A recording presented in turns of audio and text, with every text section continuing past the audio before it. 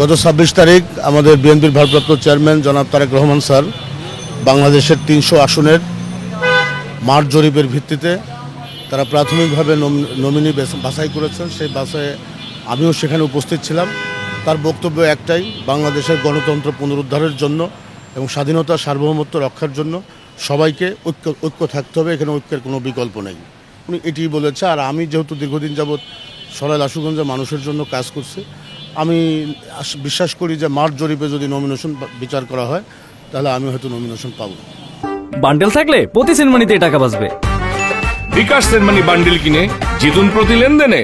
আচ্ছা, আমার শুভকামনা রইল সেটা হলো বাংলাদেশে আজকে যে সাম্প্রদায়িক বাংলাদেশ, অসাম্প্রদায়িক বাংলাদেশ, এটা আমাদের বিএনপি ভারপ্রাপ্ত চেয়ারম্যান জনাব তারেক রহমান স্যারের নির্দেশে আমরা বাংলাদেশ হিন্দু বৌদ্ধ খ্রিস্টান কল্যাণ ফ্রন্ট বাংলাদেশের প্রত্যেকটি জেলায় গিয়েছি এবং সেখানকে হিন্দুদের এবং বৌদ্ধদের, খ্রিস্টানদের এবং যে ৩৬টি নৃগোষ্ঠী আছে, উপগোষ্ঠী আছে, সবাইকে বোঝানোর চেষ্টা করেছি যে দেশে আপনারা আতঙ্কেরও কিছু নেই, ভয়েরও কিছু নেই।